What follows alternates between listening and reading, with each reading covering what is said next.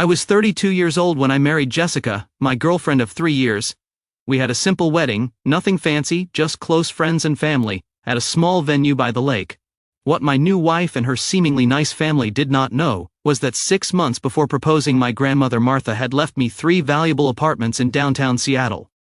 Something in my gut told me to keep this inheritance private, and I am eternally grateful I listened to that instinct. Before I tell you what happened just a week after our wedding, let me know where you are watching from and hit that subscribe button to join my journey of learning some hard truths about family, money, and trust. My grandmother Martha was everything to me.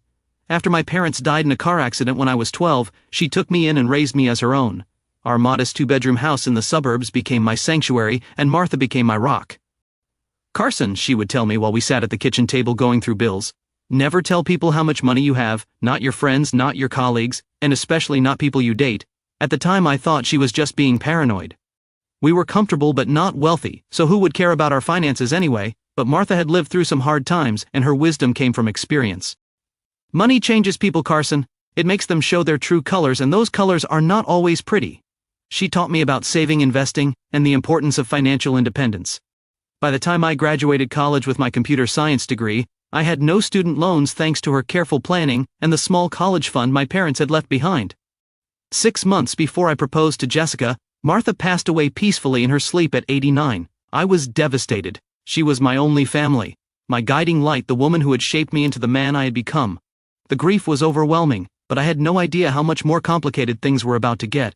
A week after the funeral, her lawyer called me into his office. I expected to inherit her house, which we had been living in together for the past few years as her health declined. What I did not expect was to learn that my practical, frugal grandmother had quietly amassed a small real estate portfolio over decades. "Your grandmother leaves to you 3 apartment units in the Belltown neighborhood of Seattle," the lawyer said, sliding a folder across the desk. I stared at him in disbelief. 3 apartments. In Belltown, how he explained that Martha had purchased them in the 70s when prices were reasonable. She had been quietly collecting rent and reinvesting it all these years. The property values had skyrocketed as Seattle boomed. The current market value of all 3 units combined is approximately $2.4 million, he said matter-of-factly.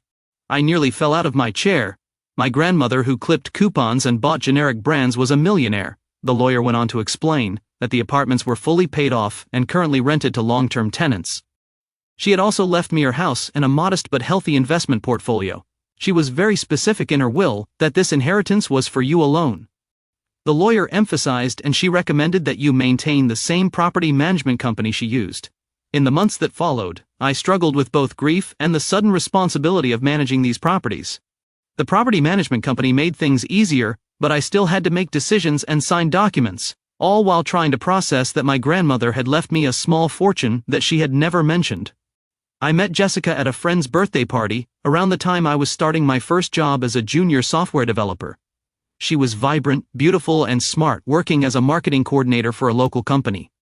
We hit it off immediately, talking until the party wound down, and I finally worked up the courage to ask for her number. Our relationship progressed naturally.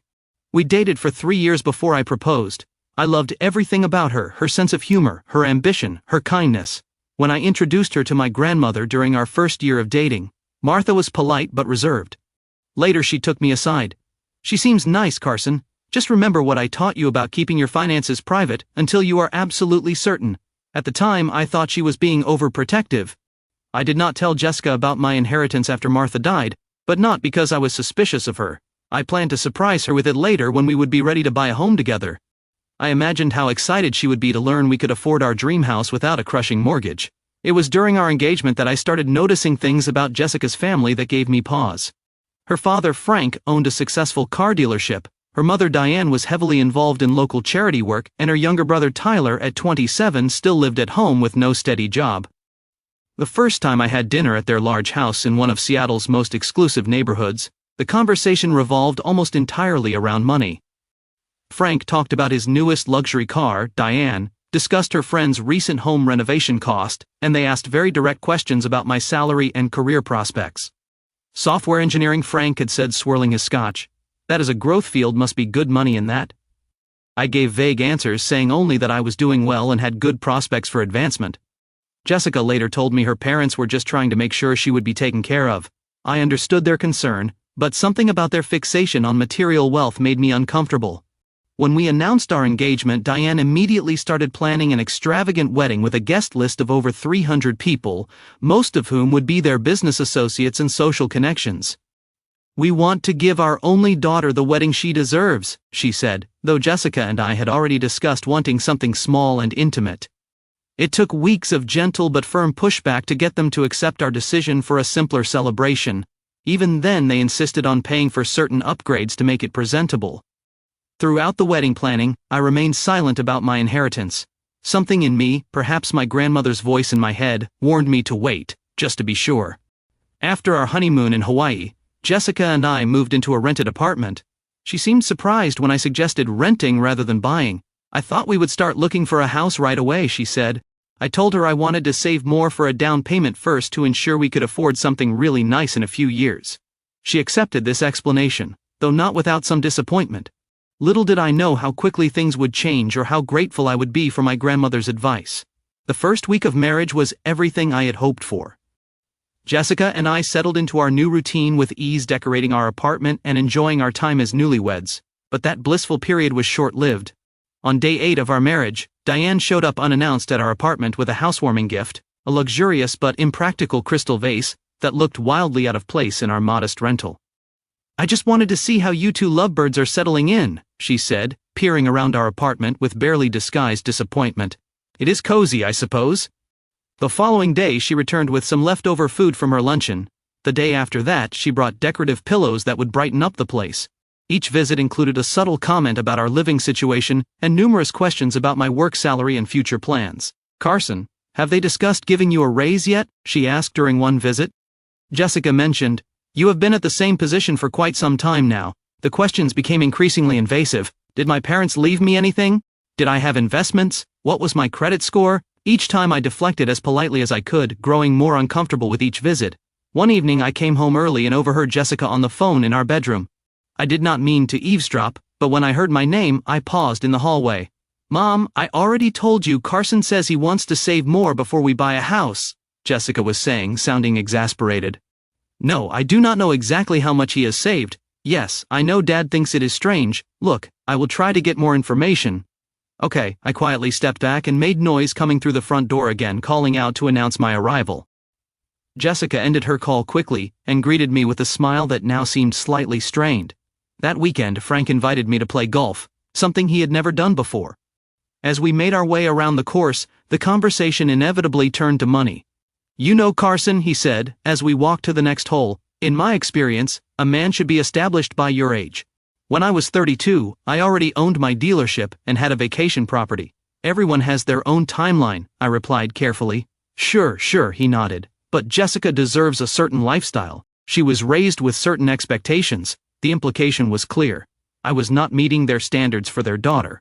Throughout the game, he dropped hints about friends with job openings that paid real money and suggested I might benefit from his business connections. The following week, we were invited to dinner at their house.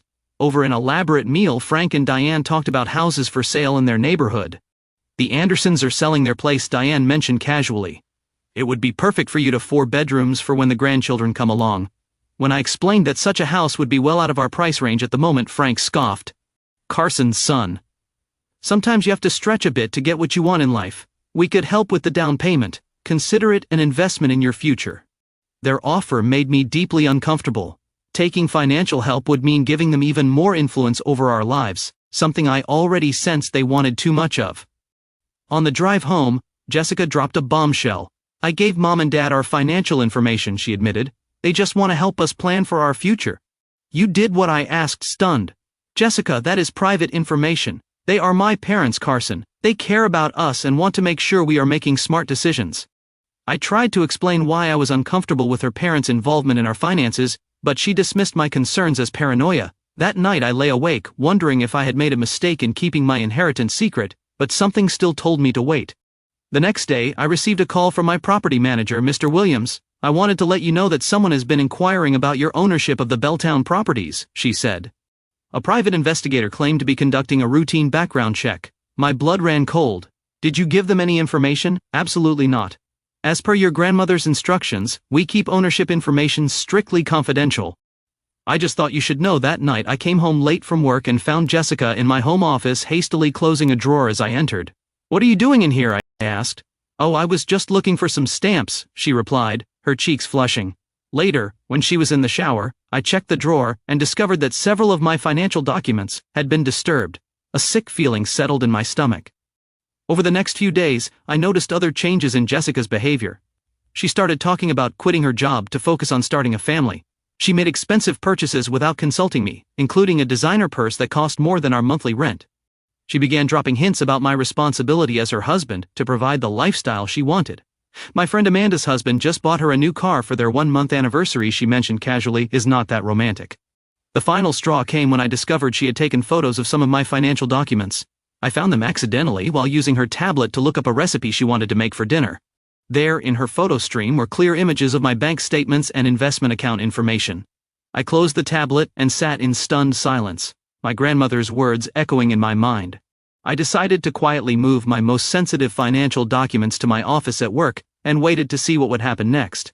I did not have to wait long. Exactly 1 week after our wedding, I came home from work to find Jessica, her parents, and a woman I did not recognize sitting in our living room. They had set up an impromptu meeting around our dining table, which was covered with documents. Carson, honey, you are home, Jessica said, her voice unnaturally bright. Mom and Dad stopped by to help us with some financial planning. Diane stood up and embraced me with a stiff hug. We thought it was time to get your marriage started on the right financial footing.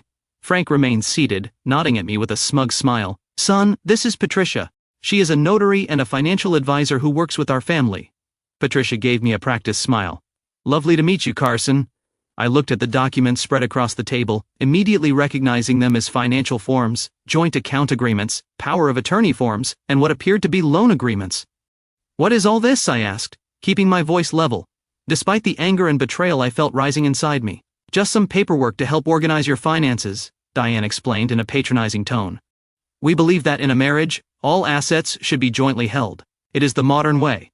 Frank leaned forward. Carson, Jessica tells us, you are quite private about money. That is admirable in some ways, but in a family, transparency is essential. These documents will help you and Jessica combine your finances properly. I picked up one of the forms which would add Jessica as a joint owner to all my accounts.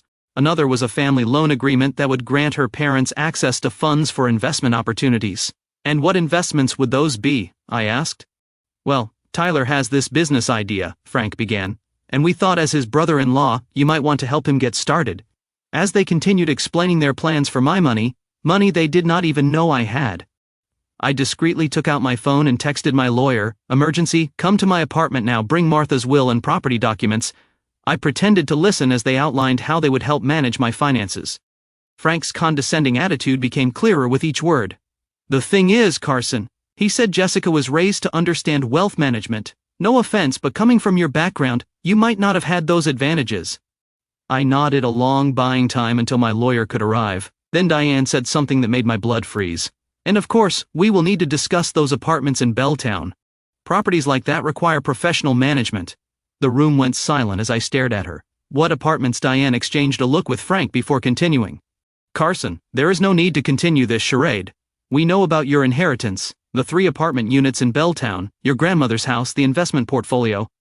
How do you know about that? I asked, my voice dangerously quiet. Frank cleared his throat. We have a responsibility to make sure Jessica is marrying someone suitable. We had you thoroughly vetted before the wedding. You had me investigated. I looked at Jessica, whose face had gone pale. Did you know about this? She would not meet my eyes. It was just a routine background check, Carson. All parents do it. No, Jessica, they do not. Frank waved his hand dismissively. The point is, now we know you have been hiding significant assets from our daughter. That is not how a marriage starts, but we are willing to overlook this deception if we can all move forward with proper financial arrangements. And what arrangements would those be? I asked. Diane smiled sweetly.